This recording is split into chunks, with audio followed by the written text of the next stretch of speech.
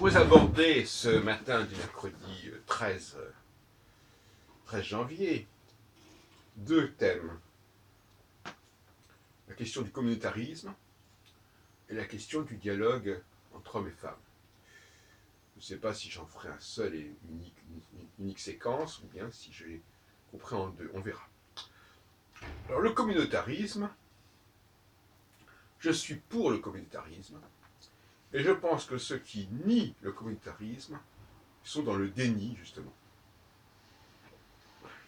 Et il faudrait s'interroger sur les raisons de ce déni. Qu'est-ce qui les gêne dans le communautarisme? Alors, j'ai déjà évoqué, il y a très peu de temps, la nécessité de ne pas tout mélanger. Le fait que l'on ne peut juger les hommes, les personnes, que lorsqu'on est dans son propre milieu, dans son propre groupe. Et que dès qu'il s'agit de porter un regard sur un autre groupe que le sien, on a une vision beaucoup plus superficielle et beaucoup plus globale, ce qui est pareil.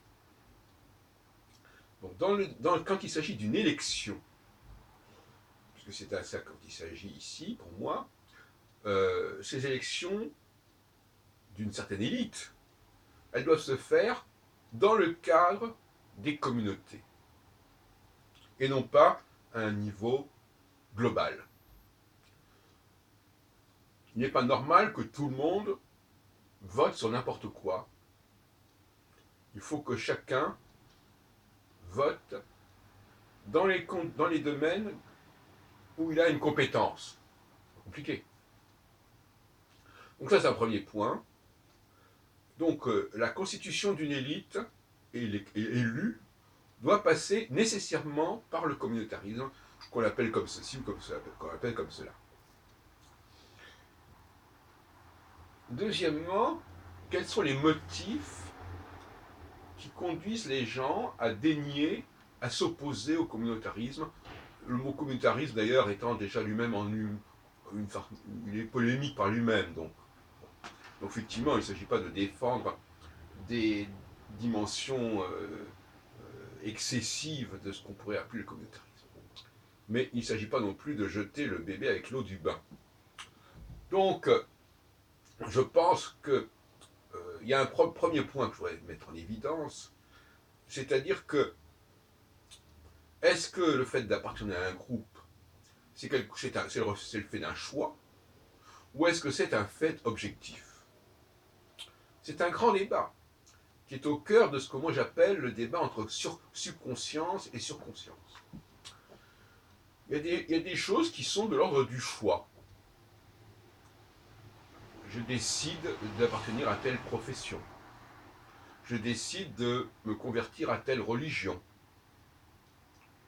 On est là dans un choix qui aurait pu être autre et qui pourrait d'ailleurs changer. Le fait même d'être un étranger dans un pays donné, c'est le fait d'un choix. Plus ou moins, bien sûr, mais c'est le fait d'un choix qui n'a rien à voir avec notre condition initiale. Bon, mais on peut toujours ergoter. Donc il y a beaucoup d'appartenances qui sont purement, je dirais, contingentes. Mais qui peuvent éventuellement, bien entendu, légitimer une appartenance, jusqu'à un certain point. Cela dit, les appartenances les plus authentiques sont celles qui ont fait le moins l'objet d'un choix. C'est-à-dire celles dans lesquelles on est né, les lieux dans lesquels on est né, et qu'on n'a pas voulu, qu'on n'a pas désiré. Pourquoi? Parce que tout choix d'un groupe, je ne parle pas d'une élection comme tout à l'heure, mais tout choix d'un groupe passe par un imaginaire. Ou tout rejet d'un groupe aussi par un imaginaire. Et cet imaginaire, finalement, il est caricatural, que ce soit en bien comme en mal. Et l'imaginaire de ce type, c'est quelque chose qui existe de l'extérieur au groupe. Les gens qui sont venus vers ce groupe, vers ce pays, vers cette ville, vers ce parti, peu importe. Et donc, ce sont des choix qui font problème, effectivement. Que cette appartenance voulue. Je n'apprécie que modérément ce qui est le rôle, ce qui est le fait de la volonté. Au sens de je veux ceci, je veux être cela. Je passe sur le mot volonté, bien sûr qu'il faut de la volonté pour faire un certain nombre de choses, mais là il s'agit du vouloir, si je préfère. Il faut distinguer, la langue française parfois exige des différences. Vouloir, le vouloir et la volonté, c'est pas la même chose. Le vouloir, c'est je veux ceci, je veux cela. La volonté, c'est je veux poursuivre mon processus. Je veux aller au bout de ce que je suis en train de faire, comme un sportif qui va au bout de son effort. Donc on peut jouer sur les mots, n'est-ce pas? Mais il faut faire attention. Alors, ce qui m'importe, c'est effectivement ce qui n'est pas de l'ordre du vouloir, mais de la volonté. C'est-à-dire, je suis né dans un certain groupe, je suis né dans une certaine langue, je suis né dans une certaine ville, et je dois assumer cela, qui n'est pas un choix, qui est un fait. Assumer ce qui est l'ordre du vouloir, c'est un autre problème. Mais assumer avec toute la volonté nécessaire le fait d'être ce qu'on est, c'est autre chose. Et ceux qui sont embarrassés par le communautarisme, est-ce que ce sont ceux qui sont embarrassés par le vouloir ou par la volonté, si on peut jouer sur cette dialectique? Qu'est-ce qui les gêne? Est-ce que c'est le fait qu'on puisse adhérer à un groupe donné? Ou bien est-ce que c'est parce qu'on appartient dès la naissance à ce groupe? Et vous imaginez bien que ce n'est pas du tout la même chose. Notamment pour les femmes. Une femme qui regarde ces questions de communautarisme, d'appartenance, elle a des sentiments, disons, partagés, ambigus, ambivalents. Parce que si on lui dit qu'il s'agit d'une question de vouloir, oui, ben d'accord, alors moi en tant que femme, je veux ceci, je veux être cela, je veux faire telle activité, etc. En revanche, au niveau de la volonté, je suis une femme, et je reste une femme, et j'assume le fait d'être une femme, et de n'être qu'une femme, si on peut dire, et ne pas être un homme. Donc il y a le vouloir qui permet de transgresser, de passer d'un groupe à un autre, et la volonté qui est au contraire d'assumer pleinement les potentialités qui nous sont données à la naissance, biologiquement ou du moins sociologiquement, mais très très très jeune. Donc, c'est-à-dire sans qu'il y ait une véritable, sans qu'il y ait de vouloir. Être juif, par exemple, est-ce que c'est de l'ordre du vouloir ou de la volonté? On peut dire que d'une manière générale, être juif, c'est plus de l'ordre de la volonté. On ne se convertit que rarement au judaïsme, et parmi ceux qui se convertissent, sont souvent des gens qui ont des parents, qui ont un père juif et une mère qui n'est pas. Donc c'est encore plus complexe que ça. On peut difficilement se convertir au judaïsme, et là encore, il faut distinguer ce qu'il en est pour un homme et pour une femme. Qu'une femme entre dans une communauté qui n'est pas la sienne, c'est quelque chose de tout à fait banal, et on le retrouve souvent, d'ailleurs, à toutes sortes de niveaux historiques. Les reines de France, par exemple, qui viennent d'Espagne ou d'Autriche, au XVIIe et au XVIIIe siècle. Et donc, la femme, elle est effectivement quelque part, sa condition même est de l'ordre du vouloir. C'est-à-dire qu'elle va devoir s'adapter à des conditions nouvelles qui ne sont pas celles de sa naissance. En revanche, en tant que femme, elle reste femme. Ça, c'est un point qui ne bouge pas, qui est une constante. Mais dans la foulée, elle pourrait dire, ben oui, puisque j'ai changé de milieu, pourquoi je ne changerai pas de sexe? Pourquoi je ne revendiquerai pas ce qui est le propre d'un autre sexe? Vous voyez où? Une espèce de dérive comme ça, d'extrapolation, de sophisme aussi. Donc, les femmes ont tendance à relativiser ce que j'appelle la subconscience, et relativiser les données d'origine, puisque très souvent, elles ont été amenées à les transgresser, à les dépasser.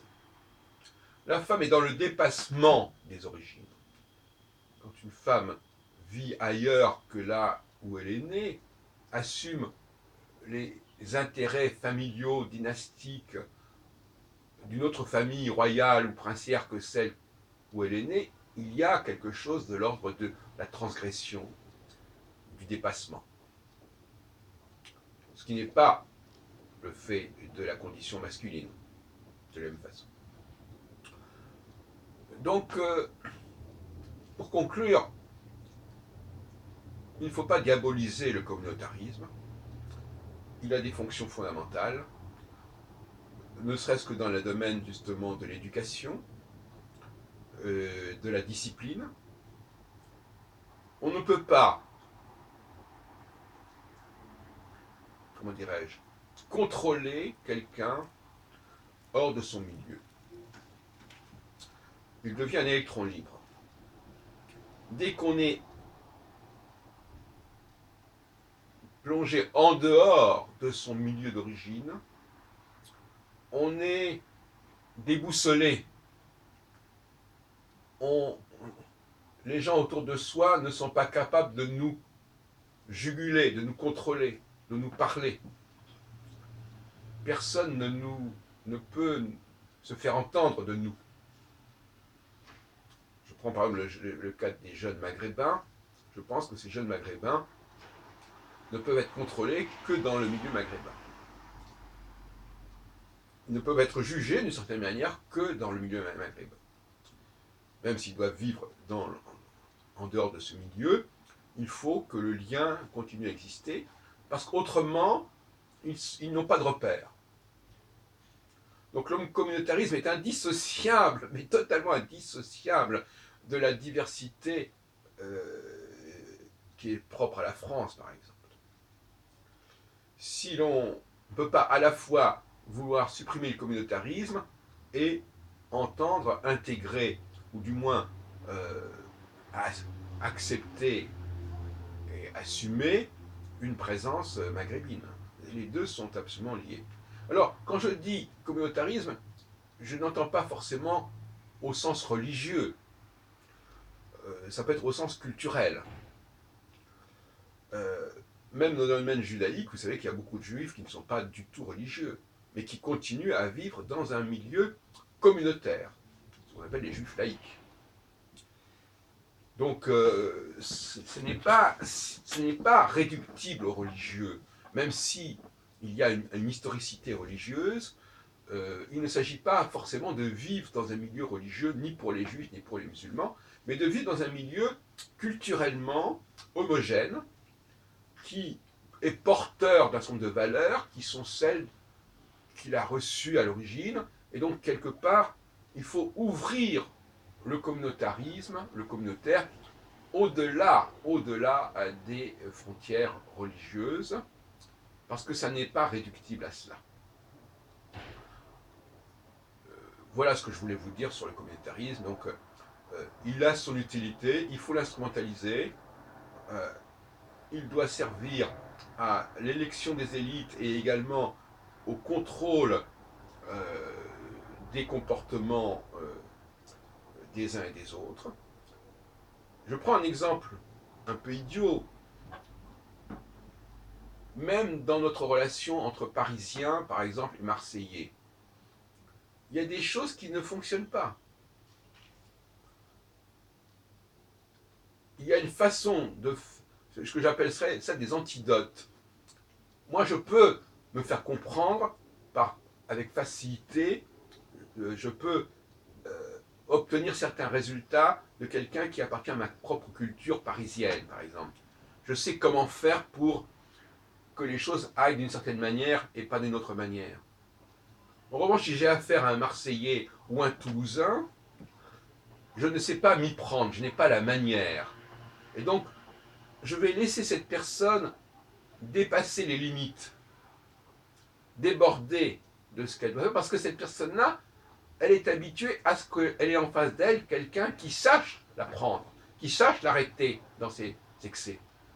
Et si moi, Parisien, j'interviens, ma façon de faire n'aura pas cette efficacité, n'aura pas cet effet.